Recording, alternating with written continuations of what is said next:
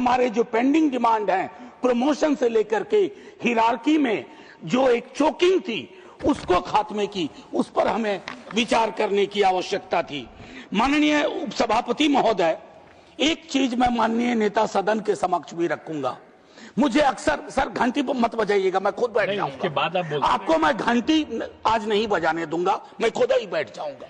मैं सिर्फ एक चीज कहता हूं, विद्यार्थी एक ऑर्गेनाइजेशन में जो डेपुटेशन पे 2 साल आते हैं, वो ऑर्गेनाइजेशन के मर्म को, उसके प्रियम्बल को, उसके सिद्धांतों को उस रूप में नहीं समझ पाएंगे जिस रूप में एक विद इन द कैडर व्यक्ति फील करता है। अंततः उपसभापति महोदय, जय हिंद बोलने से पूर्व मैं आग्रह करूंगा माननीय सभी सदस्यों से कि एक बेहतरीन खूबसूरत बिल लाइए, लेकिन स्टेक होल्डर कंसल्टेशन के बाद इसे सिलेक्ट कमेटी में भेजिए। वक्त रहता नहीं कहीं टिककर, इसकी भी आदत आदमी सी है। तो बहरहाल माननीय उपसभापति महोदय, 1 आध मिनट ज्यादा ले लूंगा, उससे ज्यादा मैं रिपीट नहीं करना चाहता। माननीय सदस्यों ने, हमारे साथियों ने व्यापक दृष्टिकोण से इसके समक्ष अपनी बातें रखी हैं। मैं एक बात कहूं, माननीय नेता सदन भी हैं, मैं विश्वविद्यालय में शिक्षक हूं। हो सकता है कि मैं वाइस चांसलर ना बनूं, लेकिन कानूनी तौर पर मेरी बाध्यता ऐसी ना करिए कि तू वाइस चांसलर नहीं बन सकता। मेरी इस बिल से मूल अवधारणागत प्रतिरोध इसलिए है कि highest position in an organisation, people from the organization cannot even aspire to reach there। मैं क्या ही कहूं, बहुत विचित्र दौर है माननीय उपसभापति महोदय। महापुरुष जो इतिहास के थे, उनको लड़ाते लड़ाते नेहरू पटेल, नेहरू गांधी, नेहरू सुभाष, और अब बात बीजू बाबू तक आ गई। तो खैर मैं इसमें जाना नहीं चाहता, लेकिन don't put a force against each other. I think this is against the basic spirit of our constitution and the way it was envisaged। माननीय उपसभापति महोदय, मेरा यह मानना है कि अभी जब हम लोग यहां बात कर रहे हैं तो उस सदन में संभवतः लेफ्ट विंग एक्सट्रीमिज्म के खात्मे पे बातचीत हो रही है, और अच्छी बातचीत हो रही है, मैंने लॉबी में बैठ के देखा। लेकिन इसमें महत्वपूर्ण भूमिका किन्होंने निभाई? They are the unsung heroes, the CAPF। I would say unsung.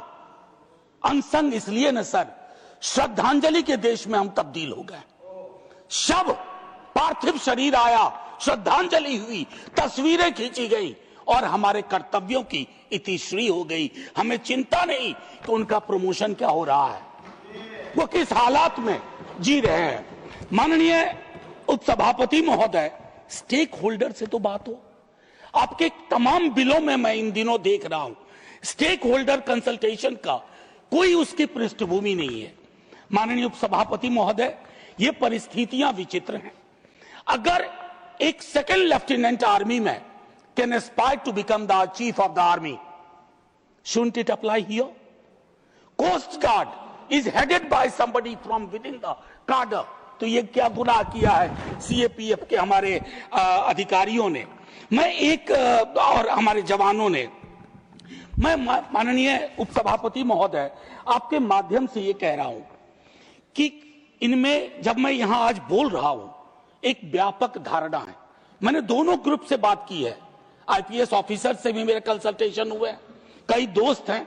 मैं संभवतः इस सदन में कुछ लोगों में होऊंगा जिसने वो परीक्षा दी और असफल हुआ, तो मैं सिविल सर्विसेज का भी असफल विद्यार्थी हूं। लेकिन मैं जानता हूं सर, हर फोर्स का एक डोमेन होता है। ये डोमेन ट्रेसपासिंग उचित नहीं है सर। मैं आपके माध्यम से यह आग्रह करूंगा, एक सेकंड क्लास सिटीजनशिप वाली फीलिंग उनके अंदर आए, और वो भी तब जब उनके अंदर एक भरोसा हुआ था न्यायालय के निर्णय के बाद कि हमारे जो पेंडिंग डिमांड है प्रमोशन से लेकर के हिरार्की में जो एक चोकिंग थी उसको खात्मे की, उस पर हमें विचार करने की आवश्यकता थी। माननीय उपसभापति महोदय, एक चीज मैं माननीय नेता सदन के समक्ष भी रखूंगा। मुझे अक्सर, सर घंटी पर मत बजाइएगा, मैं खुद बैठ जाऊंगा। उसके बाद आपको मैं घंटी आज नहीं बजाने दूंगा, मैं खुद ही बैठ जाऊंगा। मैं सिर्फ एक चीज कहता हूं, विद्यार्थी जीवन से मुझे एक चीज समझ में नहीं आती थी। हर स्टेट के होम सेक्रेटरी का डोमेन पुलिसिंग होता है। कितने स्टेट्स में आईपीएस होम सेक्रेटरी है?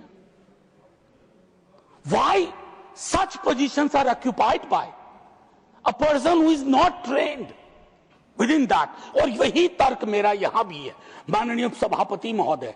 एक ऑर्गेनाइजेशन में जो डेपुटेशन पे 2 साल आते हैं, वो ऑर्गेनाइजेशन के मर्म को, उसके प्रियम्बल को, उसके सिद्धांतों को उस रूप में नहीं समझ पाएंगे जिस रूप में एक विद इन द कैडर व्यक्ति फील करता है। अंततः उपसभापति महोदय, जय हिंद बोलने से पूर्व मैं आग्रह करूंगा माननीय सभी सदस्यों से कि एक बेहतरीन खूबसूरत बिल लाइए, लेकिन स्टेक होल्डर कंसल्टेशन के बाद इसे सिलेक्ट कमेटी में भेजिए। यही मेरा आपसे आग्रह है। और जय हिंद, ताकि हमारे जवानों को लगे कि सिर्फ ये देश श्रद्धांजलि का देश नहीं है। बहुत धन्यवाद। नेशनल दस्तक की आपसे गुजारिश है कि अगर इसको बचाना चाहते हैं तो नेशनल दस्तक को सब्सक्राइब करने के लिए रेड कलर के सब्सक्राइब बटन को दबाएं, फिर बेल आइकन की घंटी दबाएं। नेशनल दस्तक को बचाने के लिए बहुत जरूरी है कि हर खबर को शेयर करें, लाइक करें, कमेंट जरूर करें।